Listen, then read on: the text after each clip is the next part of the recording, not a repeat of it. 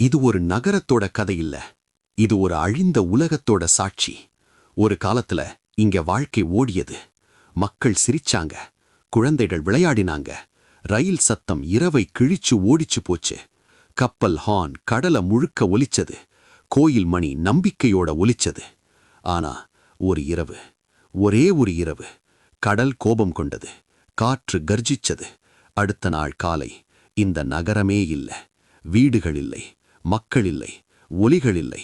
இங்க மட்டும் இப்போ கேட்கறது காத்தோட சத்தம், கடல் அலைகளோட அழுகை. 1964 நடந்த அந்த பேரழிவு ஒரே இரவில் ஒரு நகரத்தை வரலாறாக்கிச்சு. இதுதான் தனுஷ்கோடி, இந்தியாவோட கோஸ்ட் டவுன். இந்தியாவோட கடைசி நிலம் எங்க முடியுதுன்னு தெரியுமா? கன்னியாகுமரியா நினைக்கிறீங்களா? இல்ல, இந்தியாவோட உண்மையான கடைசி புள்ளி தனுஷ்கோடி. பாம்பன் தீவோட நுனியில பே ஆஃப் பெங்காலும் இந்தியன் ஓஷனும் சங்கமிக்கிற அந்த மூலையில. ஒரு பக்கம் பே ஆஃப் பெங்கால், இன்னொரு பக்கம் இந்தியன் ஓஷன், இரண்டும் சேரும் இடம் தனுஷ்கோடி. இங்கிருந்து ஸ்ரீலங்கா வெறும் 31 கிலோமீட்டர். கண்ணாடியான நீல கடல்ல தெளிவான நாளில் ஸ்ரீலங்காவை கண்ணாலேயே பார்க்கலாம். இந்தியா லங்கா இரண்டுக்கும் நடுவே நின்னது இந்த நகரம். புராணம் சொல்லுது, ராவணன் சீதையை கடத்திட்டான். ராமன் கோபமா கடலை பார்த்தான், தன்னோட வில்லோட நுனியால் கடலை நோக்கினான். இங்கிருந்து லங்கா போகணும், கடல் கடக்கணும். அந்த இடத்துல ஆதம் பாலம் உருவானது. அந்த இடத்துல ஹனுமான் படையோட பாதம் பட்டது. அதனாலதான் பேரே தனுஷ்கோடியானது. தனுஷ் என்றால் வில், கோடி என்றால் நுனி, வில்லோட நுனி. 1000 ஆண்டுகளா இந்த மண்ணுக்கு ஒரு ஆன்மீக அடையாளம் இருந்துச்சு. யாத்ரீகர்கள் வந்தார்கள், கடலில நின்னு கை கூப்பினார்கள், இது புண்ணிய பூமின்னு நம்பினார்கள். ஆனா அந்த நம்பிக்கை மட்டுமே போதல. ஒரு நகரம் வாழணும்னா வர்த்தகம் வேணும், இணைப்பு வேணும், உலகத்தோட தொடர்பு வேணும். அதை கொடுத்தது பிரிட்டிஷ். 1800களோட இறுதிக்காலம். பிரிட்டிஷ் ஆட்சி காலத்தில் ஒரு பெரிய பிரச்சனை இருந்துச்சு. சிலோன், அதாவது இப்போ இலங்கை, அது பிரிட்டிஷ் ஆட்சி. இந்தியாவும் பிரிட்டிஷ் ஆட்சி.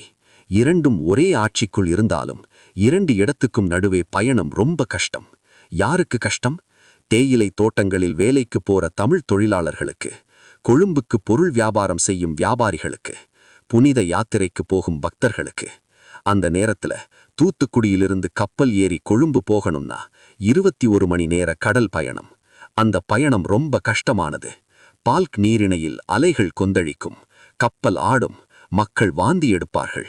அதுக்கப்புறம் பிரிட்டிஷ் பொறியாளர்கள் யோசிச்சாங்க, ஒரு குறுக்கு வழி தேவை.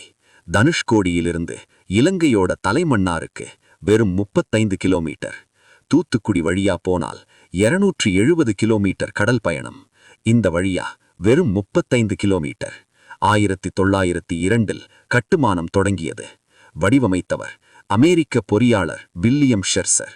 2000 டன் இரும்பு இங்கிலாந்திலிருந்து கப்பலில் வந்தது. 145 தூண்கள், கடல் மேல் கட்டப்பட்ட பாலம். கப்பல் வரும்போது பாலத்தின் நடுப்பகுதி திறக்கும், கப்பல் சென்றதும் மீண்டும் மூடப்படும். இந்தியாவில் முதல் வகை பாம்பன் பாலம் 1914 ஜனவரி 1 அதிகாரப்பூர்வமாக திறக்கப்பட்டது. அந்த நாள் ஒரு திருவிழா மாதிரி இருந்துச்சு. மெட்ராஸ் ஆளுநர் வந்தார், சிலோன் ஆளுநர் வந்தார். உலகம் கவனிச்சது. இந்தியா லங்கா ரயிலில் இணைந்தது. சென்னை எக்மோர் நிலையத்திலிருந்து ஒரு ரயில் கிளம்பும். அதன் பெயர் படகு அஞ்சல் விரைவு ரயில். இரவு 8 மணிக்கு சென்னையிலிருந்து கிளம்பும். அடுத்த நாள் பிற்பகல் 3 மணிக்கு தனுஷ்கோடி துறைமுகம் சேரும். 275 கிலோமீட்டர், 19 மணி நேர பயணம், 12 பெட்டிகள், 300 பயணிகள். மெட்ராஸ், தாம்பரம், செங்கல்பட்டு, விழுப்புரம், சிதம்பரம், மயிலாடுதுறை, தஞ்சாவூர், திருச்சி, கரைகுடி, ராமேஸ்வரம் எல்லா முக்கிய நகரங்களையும் கடந்து போகும். பயணிகள் இறங்கினவுடன் சோதனை, உடல் பரிசோதனை, அடையாள முத்திரை. அதுக்கப்புறம் தலைமன்னாருக்கு கப்பல். 3.5 மணி நேர கடல் பயணம். அங்கிருந்து ரயிலில் கொழும்பு. ஒரே சீட்டில் சென்னையிலிருந்து கொழும்பு. இது வெறும் ரயில் இல்லை, இது 2 நாடுகளை இணைத்த உயிர்கோடு. தொழிலாளர்கள் போனார்கள், வியாபாரிகள் வந்தார்கள், பக்தர்கள் கடவுளை தேடினார்கள், குடும்பங்கள் ஒன்றிணைந்தன. 1964க்கு முன்னாடி தனுஷ்கோடி ஒரு உயிரோட இருந்த நகரம். ரயில் நிலையம் பரபரப்பாயிருந்தது. மக்கள் வரவும் போகவும் செய்தார்கள். சுங்க அலுவலகம் வேலை நிறுத்தம் இல்லாமல் நடந்தது. தபால் அலுவலகம், மருத்துவமனை, பள்ளி எல்லாம் இயங்கின. துறைமுகத்தில் கப்பல்கள் நின்றது. வியாபாரம் செழித்தது. யாத்ரீகர்கள் வந்து தங்கினார்கள். சுமார் 5000 பேர் வாழ்ந்தார்கள். மீனவர்கள், வியாபாரிகள், ஆசிரியர்கள், டாக்டர்கள். இந்தியா மற்றும் இலங்கை நடுவே ஒரு முக்கிய வாயிலாக இருந்தது இந்த நகரம். அந்த நகரம் வாழ்ந்தது. அந்த நகரம் சிரித்தது. ஆனா ஒரு நாள் அது எல்லாமே மாறப்போதுன்னு யாருமே கனவுல கூட நினைச்சு பார்த்திருக்க முடியாது. 1964 டிசம்பர் மாதம். கிறிஸ்துமஸ் வர இன்னும் சில நாட்கள் இருந்தது. தனுஷ்கோடி வழக்கம் போல பரபரப்பாக இருந்தது. யாத்ரீகர்கள் வந்தார்கள். கப்பல்கள் கிளம்பின. ரயில் விசில் ஒலித்தது. குழந்தைகள் பள்ளிக்குச் சென்றார்கள். ஆனா தூரத்தில் அந்தமான் கடலில் ஒரு மாற்றம் தொடங்கியது. டிசம்பர் 15 ஒரு தாழ் காற்றழுத்தம் உருவானது. சின்னதுதான், யாரும் பெரிதாக கவனிக்கவில்லை. டிசம்பர் 17 அது வலுப்பெற்றது. டிசம்பர் 19 புயலாக மாறியது. டிசம்பர் 20 மிக வலுவான புயல். நாளுக்கு நாள் வலுவாகியது. மணிக்கு மணி மிக கொடூரமானது. மணிக்கு 280 கிலோமீட்டர் வேகத்தில் காற்று வீசியது. இது ஒரு பேரழிவு புயல். அந்த காலத்தில் புதியதாக இருந்த வானிலை கண்காணிப்பு முறைகள் இதை கண்டுபிடித்தன. இந்திய வானிலை மையம் எச்சரிக்கை கொடுத்தது. ரேடியோவில் அறிவிப்புகள் வந்தது. இலங்கையிலும் கடற்கரை பகுதிகளுக்கு ஆபத்து எச்சரிக்கை சொல்லப்பட்டது. ஆனா தனுஷ்கோடிக்கு, அந்த தொலைந்த நகரத்துக்கு ரேடியோ சிக்னல் வேலை செய்யவில்லை. தொடர்பு முற்றிலும் துண்டிக்கப்பட்டது. பாம்பனிலிருந்து தனுஷ்கோடி வரை நள்ளிரவு தகவல் பரிமாற்றம் நின்றுவிட்டது. யாருக்கும் தெரியவில்லை புயல் எவ்வளவு பெரியது என்று. மக்கள் அங்கேயே இருந்தார்கள். யாரையும் வெளியேற்றவில்லை. அந்த இரவு மக்கள் அமைதியாக தூங்கினார்கள். ரயிலும் வழக்கம் போல ஓடியது. டிசம்பர் 22 புயல் முதலில் இலங்கையை தாக்கியது. வவுனியாவில் தாக்கம் அதிகம். 1000க்கும் மேல மக்கள் உயிரிழந்தார்கள். ஆனா புயல் அங்கேயே நின்றுவிடவில்லை. மீண்டும் கடலுக்குள் திரும்பியது. மீண்டும் வலுவடைந்தது. இப்போது அதன் பாதை தனுஷ்கோடி. இரவு 10 மணி காற்று வேகம் அதிகரித்தது. இரவு 11 மணி அலைகள் உயர்ந்தன. இரவு 11:30 மணி முழு இருள் அந்த நகரத்தை சூழ்ந்துச்சு. மின்சாரம் இல்லை. அதே நேரத்தில் பாம்பன் நிலையத்தில் தனுஷ்கோடி நோக்கி ஒரு பயணிகள் ரயில் கிளம்பியது. அது தினமும் ஓடும் சாதாரண சேவை. அந்த ரயிலில் 110 பயணிகள், 5 ரயில்வே ஊழியர்கள், 6 பெட்டிகள். சிலர் வீடு திரும்பினர். சிலர் ராமேஸ்வரம் தரிசனம் முடித்துச் சென்றார்கள். சிலர் கிறிஸ்துமஸுக்கு குடும்பத்தை பார்க்க போனார்கள். சிலர் டிக்கெட் இல்லாம பயணம் பண்ணாங்க. ரயில் பாம்பன் பாலத்தை கடந்தது. தனுஷ்கோடி இன்னும் சில 100 மீட்டர் தூரம். அந்த நேரம் சிக்னல் வேலை செய்யவில்லை. முழு இருள். ஓட்டுநர் ஒரு முடிவெடுத்தார். நிலையம் அருகில்தான், போகலாம். ஒரு நீண்ட விசில். ரயில் முன்னேறியது. இரவு 11:55 நிலையத்துக்கு இன்னும் சில 100 மீட்டர். அந்த நொடி கடல் எழுந்தது. சுமார் 3-4 மாடி கட்டிட உயரம். அந்த அலை ரயிலை முழுவதும் விழுங்கியது. 6 பெட்டிகள் தண்ணீரில் மறைந்தது. பயணிகள் கடலுக்குள் இழுத்துச் செல்லப்பட்டார்கள். ஒருவரும் திரும்பி வரவில்லை. 115 உயிர்கள் ஒரே நொடியில் கடலுக்குள் மறைந்தார்கள். இன்றும் அந்த ரயிலின் எச்சங்கள் கடற்கரையில் மணலில் புதைந்து கிடக்கின்றன. பார்க்க வருபவர்கள் புகைப்படம் எடுக்கிறார்கள். ஆனா அந்த இரும்பு ரயில் பெட்டி ஒவ்வொரு உயிரின் கதையையும் சுமந்து கொண்டிருக்கிறது. அதே நேரத்தில் நகரமே கடலால் மூடப்பட்டது. வீடுகள் மூழ்கிப் போச்சு. கோவில்கள் மறைந்தன. பள்ளி, மருத்துவமனை, தபால் அலுவலகம் எல்லாமே கடலில் மூழ்கிப் போச்சு. பாம்பன் பாலத்தின் பெரும்பாலான பகுதிகள் சேதமடைந்தது. இந்தியாவோட தொடர்பு துண்டிக்கப்பட்டது. சிலர் ஒரு தீவில் சிக்கிக் கொண்டார்கள். இரு பக்கமும் கடல். உதவி வர வழியில்லை. அந்த நேரத்தில் 4 வானொலி ஊழியர்கள் உயிரை பணயம் வைத்து தகவல் பரப்பினர். அவர்களால் தான் இந்த பேரழிவு உலகுக்கு தெரிந்தது. மொத்த உயிரிழப்பு 1800க்கும் மேல். சில கணக்குகள் 2000. ஆனா அது பதிவு செய்யப்பட்ட எண்ணிக்கை மட்டும். டிக்கெட் இல்லாதவர்கள், பதிவு செய்யப்படாத மக்கள் யாரும் கணக்கிலில்லை. டிசம்பர் 23 காலை வந்தது. சூரியன் உதித்தது. ஆனா நகரம் எழவில்லை. நின்றது சில கல் சுவர்கள் மட்டும். ஒரு தேவாலயம் இன்னும் நின்றது. ஆனா உள்ளே யாருமில்லை. ரயில் நிலையம், சுவர்கள் இருந்தது. ஆனா ரயில் வராது. பள்ளி, சுவர்கள் இருந்தது. ஆனா குழந்தைகள் இல்லை. மற்ற எல்லாம் வீடுகள், கடைகள், தங்குமிடங்கள் கடல் எடுத்துச் சென்றது. பாம்பன் பாலம் பின்னர் சரி செய்யப்பட்டது. ஆனா தனுஷ்கோடி எனும் நகரமோ இன்னைக்கும் அது ஒரு நினைவாக மட்டும்தான் இருக்கிறது. டிசம்பர் 1964 முடிஞ்சது.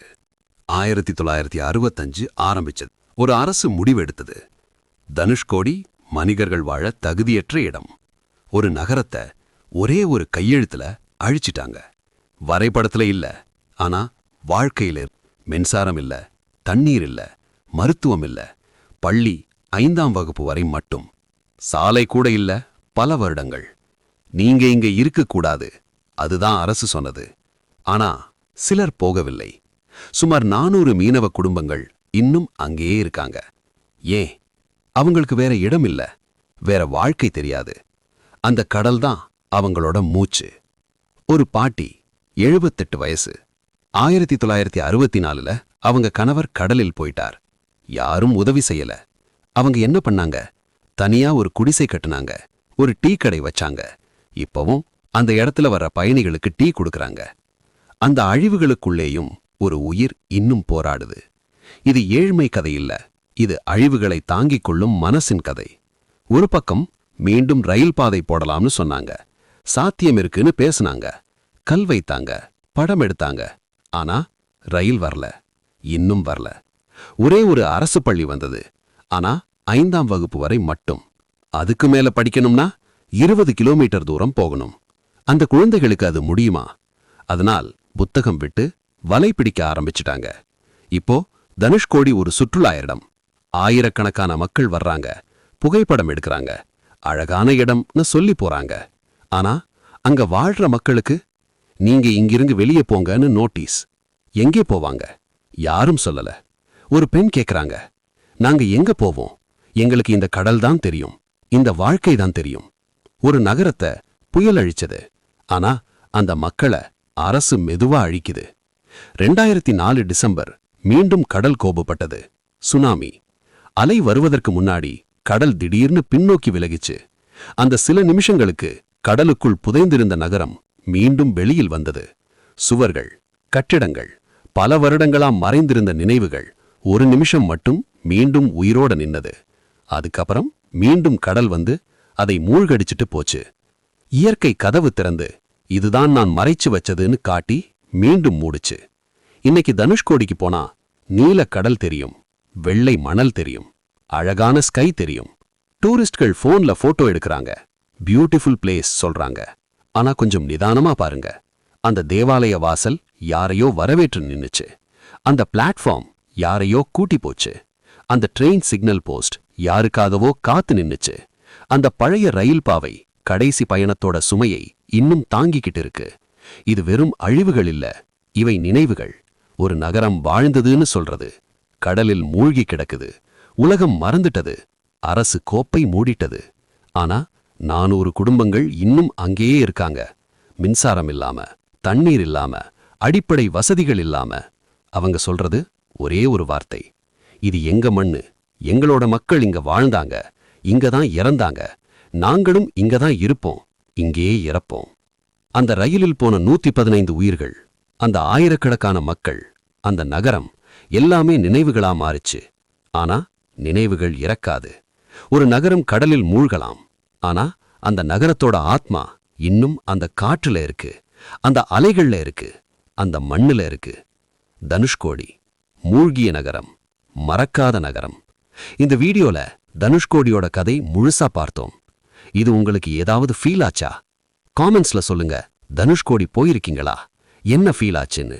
இந்த வீடியோவை ஷேர் பண்ணுங்க. இந்த நகரத்தோட கதை அதிகமானோருக்கு போகட்டும். சப்ஸ்கிரைப் பண்ணுங்க.